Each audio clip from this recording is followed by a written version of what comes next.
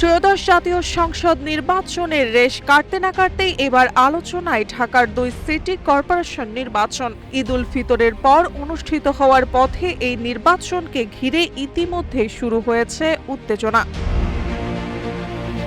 বিশেষ করে ঢাকা দক্ষিণ সিটি কর্পোরেশন নিয়ে ঘনীভূত আলোচনার কেন্দ্রবিন্দু সাবেক উপদেষ্টা ও জাতীয় নাগরিক পার্টি এনসিপির মুখপাত্র আসিফ মাহমুদ সজীব ভুঁইয়া মেয়র প্রার্থী হওয়ার ঘোষণা দেওয়ার পরপরই মেয়র পদে লড়াইয়ের ঘোষণা দিয়েছেন মুক্তিযোদ্ধা বিষয়ক প্রতিমন্ত্রী ইশরাক হোসেন। এর সঙ্গে সঙ্গে সামাজিক মাধ্যমে শুরু হয়েছে জোরালো বিতর্ক ও মন্তব্যের ঝড়।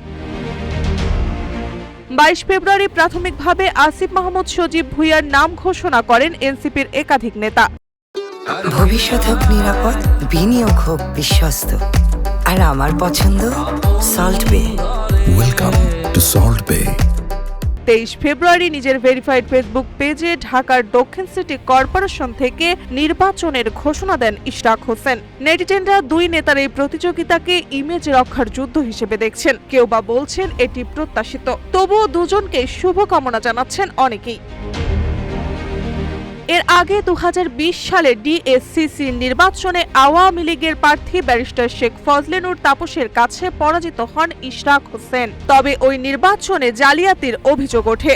2025 সালের 27 মার্চ অন্তর্বর্তী সরকার তাপসকে অপসারণ করে এবং নির্বাচনী ট্রাইব্যুনাল ইশরাক হোসেনকে প্রকৃত বিজয়ী ঘোষণা করে। এরপর 27 এপ্রিল নির্বাচন কমিশন তাকে মেয়র ঘোষণা করলেও পরিষদের মেয়াদ শেষ হওয়ায় শপথ গ্রহণ সম্ভব হয়নি। ফলে আদালতের রায়ে বৈধ হওয়ার পরও আনুষ্ঠানিক দায়িত্ব গ্রহণ করতে পারেননি তিনি।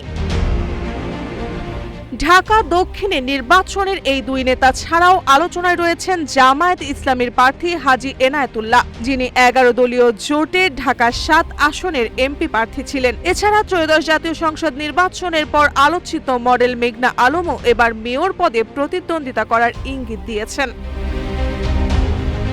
মার্জিয়া মৌ, রূপালী বাংলাদেশ।